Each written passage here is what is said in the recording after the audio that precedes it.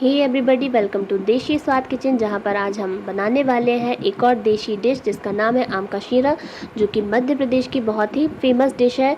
और स्पेशली जो है ये अक्षय तृतीया के दिन बनाई जाती है। खट्टी मीठी सी लगती है। तो आइए देखते हैं कैसे इसको बनाते हैं। सबसे पहले हम ताज़ा खट्टे आम लेंगे, क्योंकि मैंने 2 आम लिए हैं।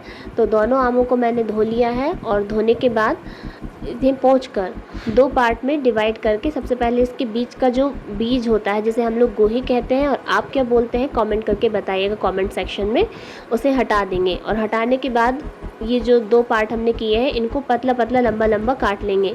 इतने छोटे छोटे और इतने पतले पतले पीसेस करिएगा कि आप इजीली इनको पका सकें, ये पक सकें।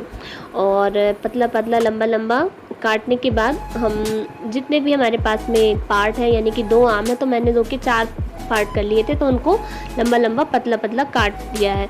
और इसके अलावा मैंने बहुत सारी आम की डिशेस अपने चैनल पर शेयर कर रखी हैं, तो आप मेरे चैनल को सब्सक्राइब कर लीजिए और जाकर प्लेलिस्ट में चेक करिए, बहुत सारी डिशेस हैं, तो आपको और भी रेसिपीज़ पता चलेंगी मैंगो की। और उसके अलावा जो कुछ आम का पार्ट है, मैंने यहाँ पर उसे कद्दूकस कर लिया है। कद्दूकस करके इसे हम एक साइड रख लेंगे और इसका यूज़ भी हम करेंगे, क्योंकि इससे हमारे शीरे का एक अच्छा सा टेक्सचर आएगा।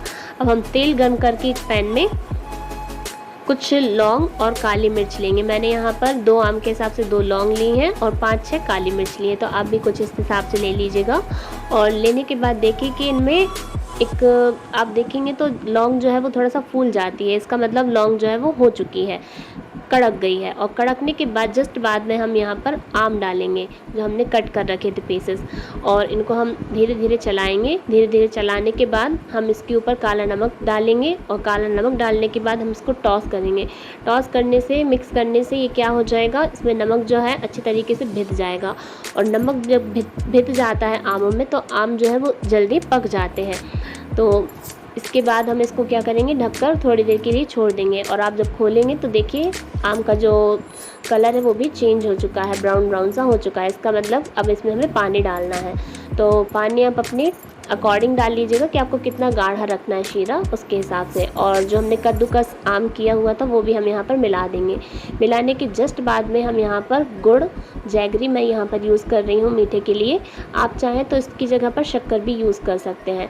और इसको धीरे धीरे करके आप इसको घोलेंगे, तो इससे ये क्या हो जाएगा, अच्छे तरीके से मेल्ट हो जाएगा और जल्दी पक भी जाएगा। तो आपको बहुत देर तक वेट नहीं करना पड़ेगा इसके पकने का, और ढककर आप छोड़ दीजिए। तब तक मैंने यहाँ पर मेरे घर में कुछ पुदीने की पत्तियाँ लगी थी, तो उन्हें लेकर आई और मैंने खोलकर इसमें डाल दिया है। तो इससे बहुत अच्छा एक फ्रेश टेस्ट आता है आपके शीरे में। और जब तक ये पक रहा है तब तक मैंने यहाँ पर सौंफ लेके उसे एक कुटनी की हेल्प से कूट लिया है।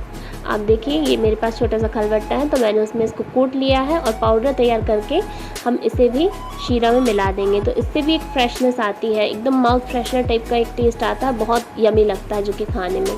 और फिर हम इसको ढककर छोड़ देंगे। ढककर छोड़ने के बाद आप देखेंगे तो ये ऑलमोस्ट हो चुका है, पर इसका जो टेक्सचर है ना, गाढ़ापन जो है वो कम आया था मेरे लिए। तो मेरे अकॉर्डिंग ये उतना गाढ़ा नहीं था जितना मुझे चाहिए। तो मैंने मैशर की हेल्प से इसे क्या किया, मैश कर दिया। इसके पीसेस जो है उनको मैश कर दिया। और मैश करने का एक फ़ायदा ये भी है कि इसका जो खट्टापन है ना वो भी उतर जाता है हमारे शीरा में। तो ये बहुत यमी लगता है, बहुत मज़ा आता है खाने में, जब आप इसको पूरी, पराठे या जिसके भी साथ आप खाना चाहते हैं। और फिर उसके बाद हम इसको चलाएंगे और थोड़ी देर के लिए ढककर फिर छोड़ देंगे। और फिर जब आप इसको खोलते हैं तो देखिए ये काफ़ी अच्छा, मतलब ये पक चुका है और कलर भी इसका बहुत बढ़िया सा ब्राउन सा आ चुका है। तो मैंने कटोरी में लेकर सबसे पहले अपनी दीदी को टेस्ट कराया। आप भी इसे ट्राई करिए और बताइए कैसा है।